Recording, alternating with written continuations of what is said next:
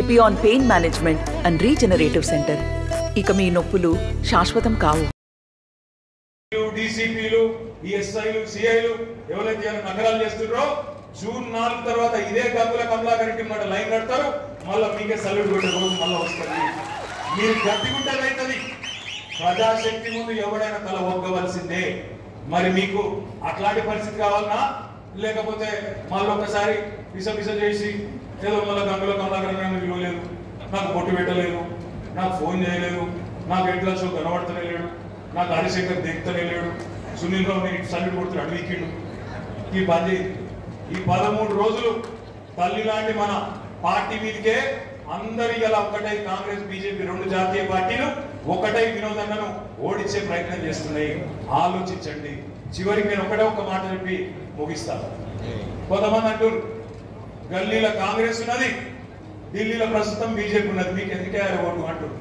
ఎందుకేయాలన్నా నేను ఒక 4 కారణాలు చెప్తే, ఇంకా చెప్పండి ఇంకో 40 చెప్తా, కానీ ఒక 4 కారణాలు చెప్తా మనసుకు ఎక్కించుకోండి. మొదటిది, ఈ జూన్ 2 నాడు తెలంగాణ ఆవిర్భావ దినోత్సవం. సరిగ్గా 10 ఏళ్ళు నుండి 11వ ఏటికి మనం అడుగు పెడతాం. ఈ 10 ఏళ్ల వరకే పునర్విభజన చట్టం ప్రకారం, ఆంధ్రప్రదేశ్ పునర్విభజన చట్టం ప్రకారం హైదరాబాద్ ఉమ్మడి రాజధాని. నాకైతే అనుమానం ఉన్నది, సమాచారం కూడా ఉన్నది. పక్కాగా బీజేపీ కాంగ్రెస్ యొక్క ఎత్తుగడ ఏంటంటే హైదరాబాద్ ను జూన్ 2 తర్వాత అవసరమైతే కేంద్ర పాలిత ప్రాంతం చేయడానికి కూడా ఈ 2 పార్టీలు వెనుకపోవు. దాన్ని అడ్డుకోవాలంటే పార్లమెంట్ లో ఈ గులాబీ జెండా, గులాబీ కండువా ఉంటే మాత్రమే గల్లబట్టి అడగలుగుతాం తప్ప లేకపోతే ఈ దఫర్గాలతో కాదు. రెండవ మాట, ఇవాళ గోదావరి నది బేసిన్ లో ఉంటది మన కరీంనగర్. గోదావరి నదిని ఇవాళ ప్రధానమంత్రి అందమైన మాటలు చెప్తున్నాడు. నదుల అనుసంధానంలో భాగంగా కింది కొట్టబోత నేను కర్ణాటకలో కావేరికి, తమిళనాడుకు అటు కలుపుకపోతా అని మాట్లాడుతున్నాడు. మన అవసరాలు తీరకుండా గోదావరిలో కింది కొట్టబోతున్నట్టే అడ్డుకోగలిగే శక్తి ఉన్న ఒకే ఒక్క కండువా, ఒకే ఒక్క జెండా పార్లమెంట్ లో ఈ గులాబీ జెండా మాత్రమే తప్ప బీజేపీ సన్నాసులకు, కాంగ్రెస్ సన్నాసులకు నోరు తెరిచే ధైర్యం కూడా వాళ్ళ ఢిల్లీ బాస్ దగ్గర ఉన్నది. మూడవది ముఖ్యమైనది, బీజేపీ ఎంపీలు కుల్లా మాట్లాడుతున్నారు. మాకు 3/2 మెజారిటీ వస్తే రాజ్యాంగమే మారుస్తాం, రిజర్వేషన్లు ఎత్తేస్తాం, ఎస్సీ ఎస్టీల రిజర్వేషన్లు తీసేస్తాం అని కుల్లా మాట్లాడుతున్నారు.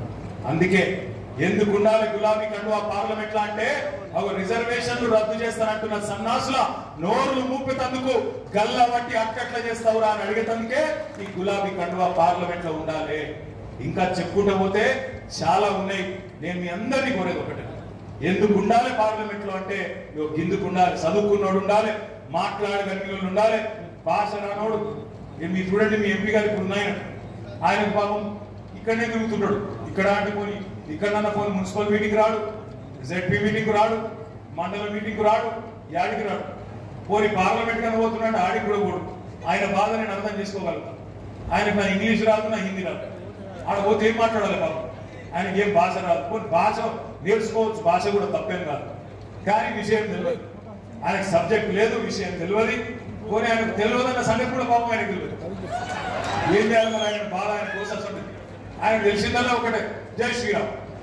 ఒకటే తెలుసు, జై శ్రీరామ్ అంటే నేను ఒకటే అనుకోవడం లేదు. రాముడు అందరి వాడు, అందరి దేవుడు. రాముడు బీజేపీ ఎంపీ కాదు, బీజేపీ ఎమ్మెల్యే కాదు, బీజేపీ సభ్యుడు కాదు, కానీ శ్రీరాముడు మర్యాద రాముడు, అందరి వాడు. రాజధర్మం గురించి చెప్పినవాడు. ఏం చెప్పిండు రాజధర్మంలో శ్రీరాముడు? ఎవరైనా సరే తన ధర్మాన్ని పాటించాలి. తనని ఏ పదవికైతే ఎంచుకున్నారో, ఏ బాధ్యతనైతే ఇచ్చిండ్రో దాన్ని నెరవేర్చిన వాడే నిజంగా రాముడు బాటలు నడిచినట్టు. మరి 5 ఏళ్ళు నేను ఎంపీ చేసింది గాలి తిరుగు, గాలి మాటలు మాట్లాడుతున్నా. పని చేయి, పార్లమెంట్ కో అంటే పార్లమెంట్ కో, ప్రశ్నలు అడగవు. కరీంనగర్ రూపాయి దేవు, కరీంనగర్ లో ఒక్క శిలాఫలంగా మనవడం మీది, మరి నీకు ఎందుకు ఓటేయాలి? ఆ శ్రీరాముడిని అడిగితే ఆయన కూడా బండి సైతే ఓటేయద్దని చెప్తాడు. నేను ఇంకొక మాట కూడా నేను నన్ను అడిగి నేను ముగిస్తా. వేములవాడ రాజరాజేశ్వర స్వామి రాజన్న దేవాలయం ఎప్పుడు పుట్టిండు రాజన్న? మొత్తం నగరంలోని ప్రతి డివిజన్ కు ఒకవైపు స్మార్ట్ సిటీ నిధులు, మేయర్ గారు, ఆయన, కార్పొరేటర్లు అందరూ కష్టపడి ఎక్కడికక్కడ ఒక చిన్న పని మిగిలియకుండా మున్సిపల్ మంత్రిగా నాయంబడ, ముఖ్యమంత్రి కేసీఆర్ గా వారెంబడ పడి ఒక్క రూపాయి కూడా సంధియకుండా ఎంత తీసుకోగలిగితే అంత తీసుకొని పట్టణం మీదనే అభివృద్ధి కోసం ఖర్చు పెట్టింది. కానీ మనకు గెలిచిన గెలుపు కేవలం 3,000 ఓట్లతో గెలిచింది. నాకు నిజంగా బాధ అనిపించింది. ఇంత పనిచేసిన గంగుల కమలాకర్ గారికి కనీసం 50,000 ఓట్ల మెజారిటీ వస్తుందనే విశ్వాసం నాకుండే, కానీ రాలేదు. ఏం జరిగిందన్నా అని అడిగిన అన్ననేమో లేదన్నా ఏం లేదు అంత జలసి ఒక మాట అన్నాడు. నేను ఒప్పుకోను. ఏం జరిగింది అంటే ఒకటే జరిగింది. నిజంగా చెప్పాలంటే మన ప్రజలు మన మెజారిటీ తగ్గలేదు. కరీంనగర్లో మనది మనమే తగ్గించుకున్నాం. వేదిక మీద ఉన్నోళ్ళు, వేదిక ముందున్నోళ్ళు మనది మనమే తగ్గించుకున్నాం.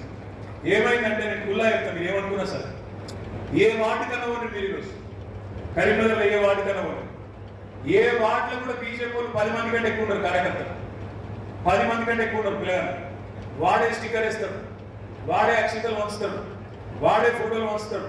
10 మందిలో 40 జెండాలు పట్టుకొని నిలబడతాడు. మనమేమో ఏ వాటికైనా 200-300 మంది తక్కువ ఉన్నాం. 200-300 మంది మనమే ఉంటాం. కానీ ఇక్కడ వస్తుంది సమస్య, కారు ఓవర్లోడ్ అయింది. ఒకరికి పెద్దనం ఇస్తే ఇంకొకరికి కోపం, ఒకరికి పెద్దనం ఇస్తే ఒకరికి తెచ్చుకుంటే ఇంకొకరికి కోపం. నేను ఇప్పుడు చాలా సందర్భాల్లో వేదిక మీద వాళ్ళ పేరు చెప్తలేదు. ఎందుకు చెప్తలేదు? ఒకరి పేరు చెప్తే ఒకరికి కోపం అవుతుంది.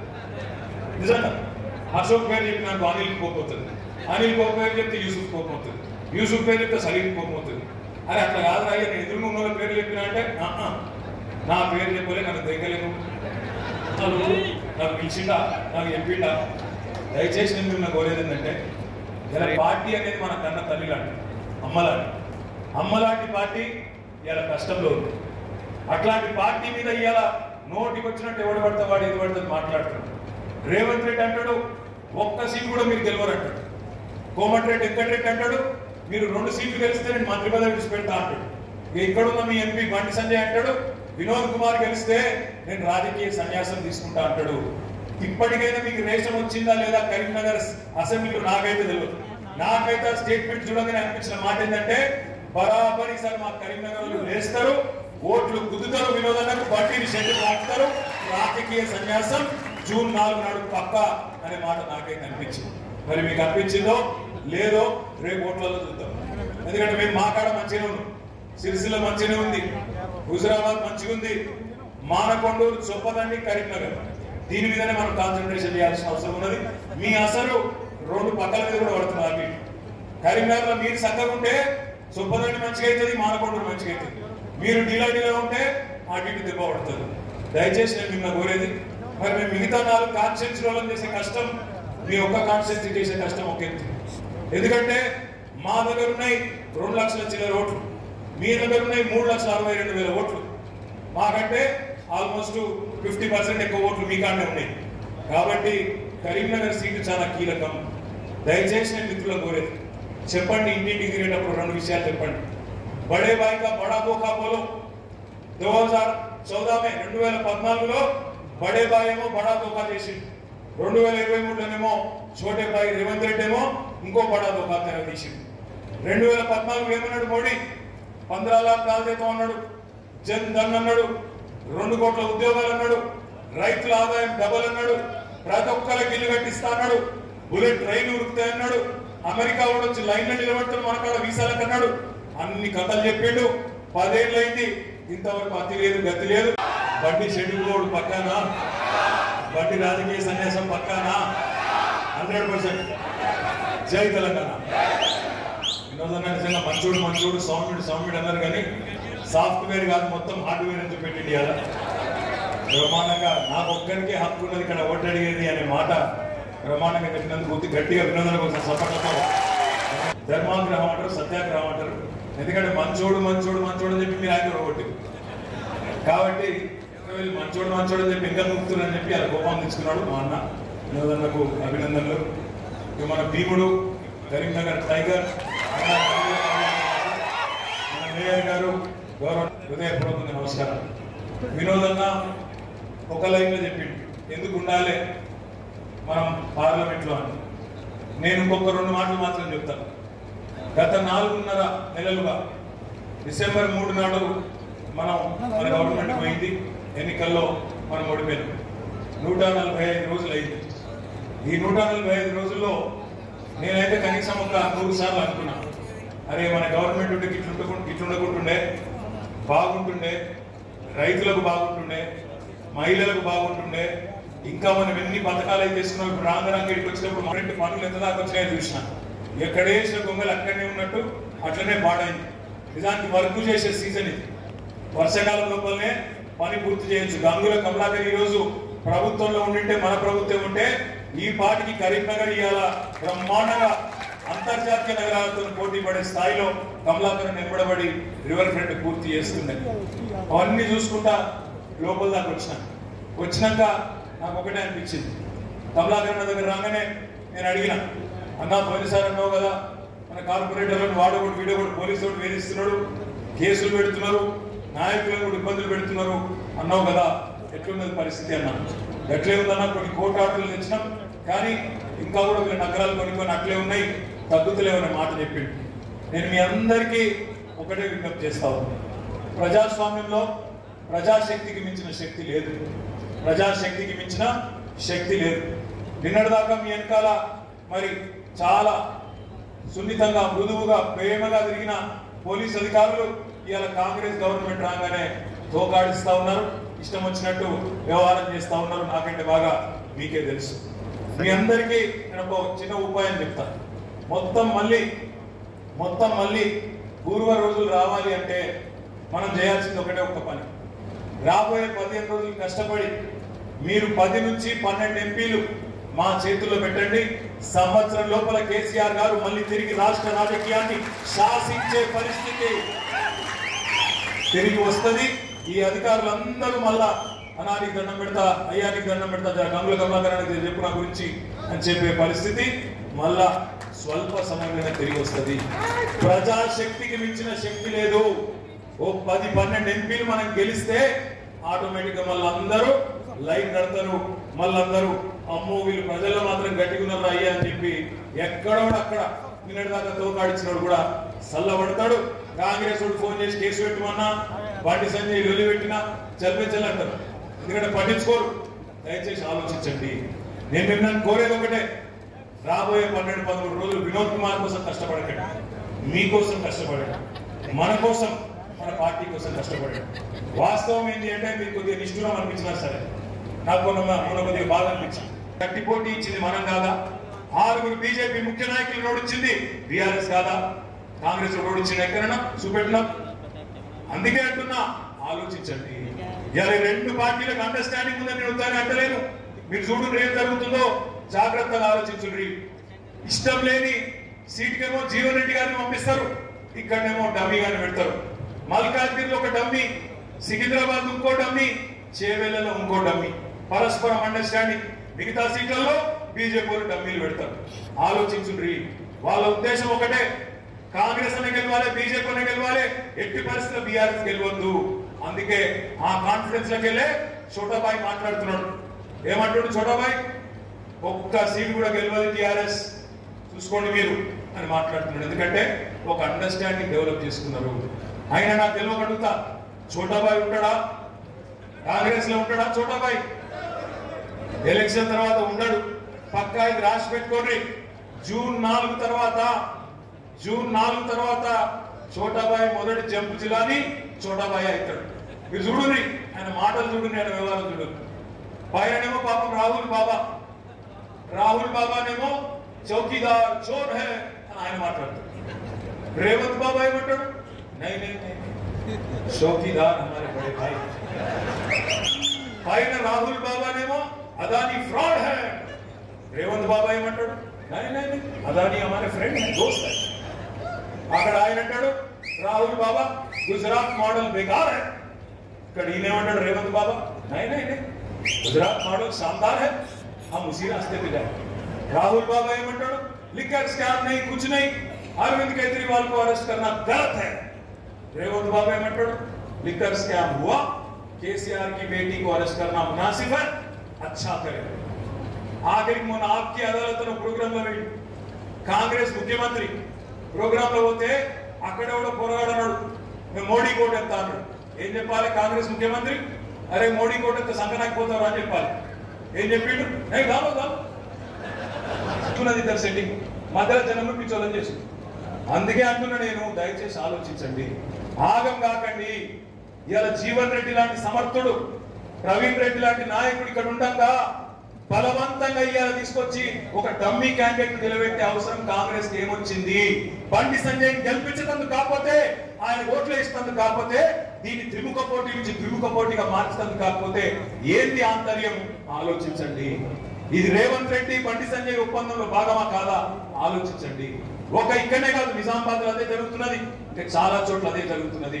నేను మిమ్మల్ని కోరేది ఒకటే, మీ అసలు చొప్ప. ఇక్కడ ఒక సినిమా మొన్న, మహిళలందరికీ తులం బంగారం ఫ్రీ, బస్సు ఫ్రీ, నెలకు 2500, ముసలిలకు 4000, రైతులకు 2 లక్షల రుణమాఫీ, 500 క్వింటాలకు బోనస్, అందరికి స్కూటీలు ఫ్రీ, వ్యవసాయ కూలీలకు 1000 రూపాయలు, ఆటో డ్రైవర్లకు 1000 రూపాయలు, కౌలు రైతులకు రైతు భరోసా, బీసీలకు బీసీ సప్లాన్.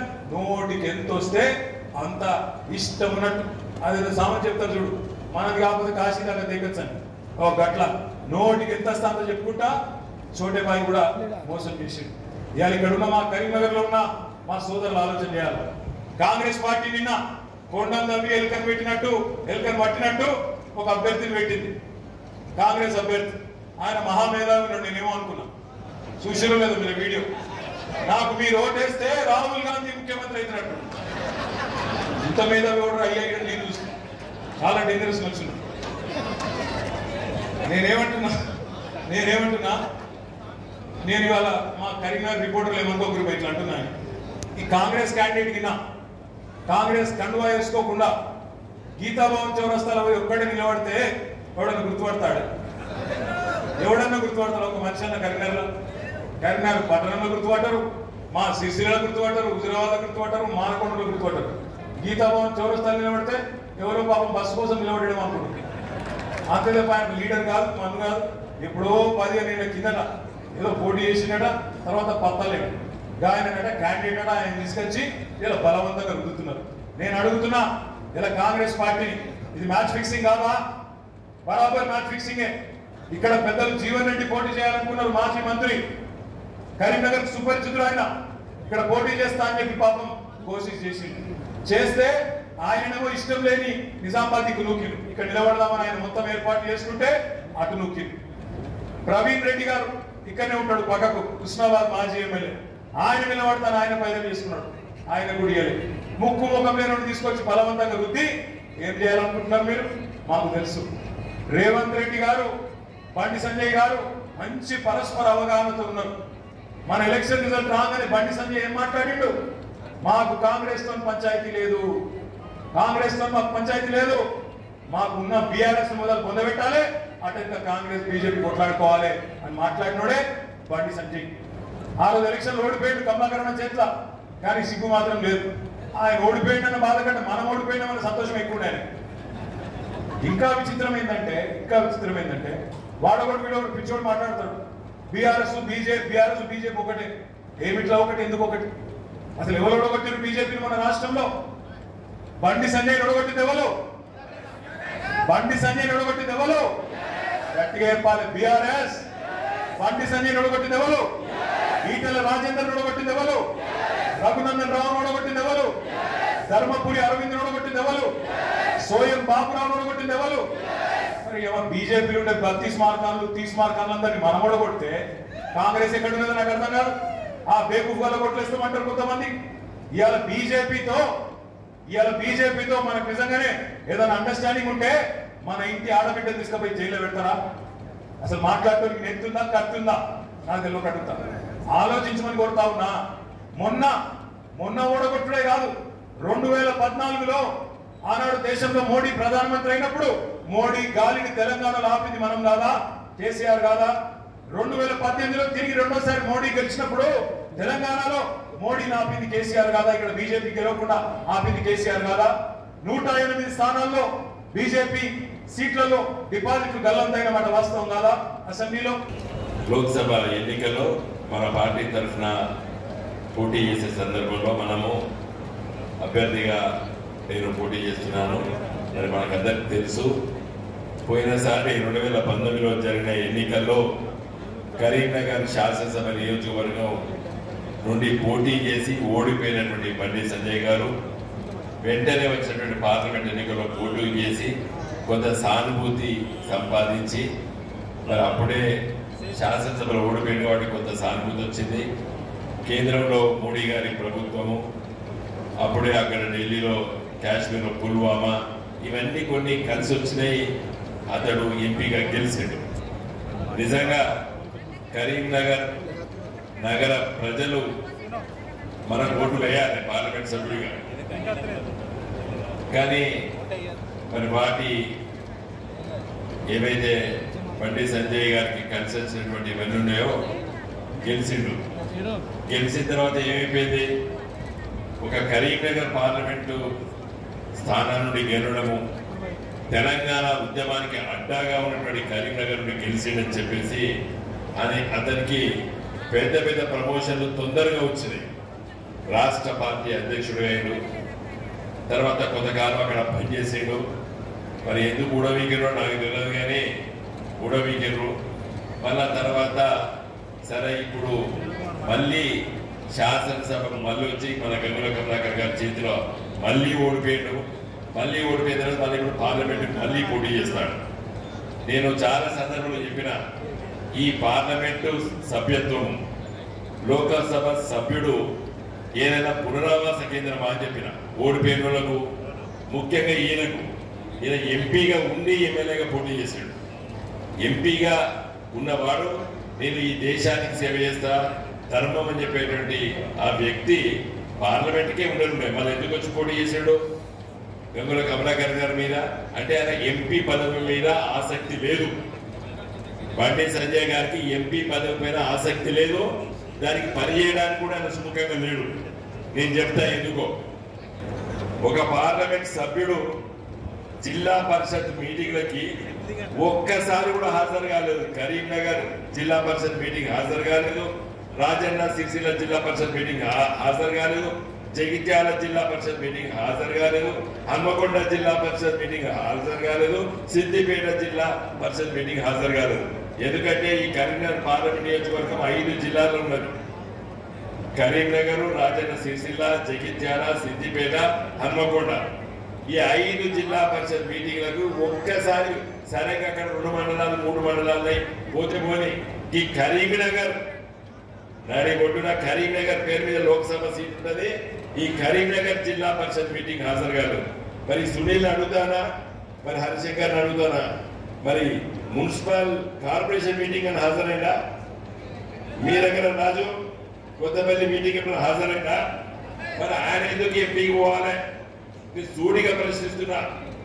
ప్రజా సమస్యల పట్ల చిత్తశుద్ధి లేని, ప్రజల కోసం పనిచేయని వాడు ఎందుకు ఎంపీగా పోటీ చేస్తున్నాడు అడుగుతున్నా.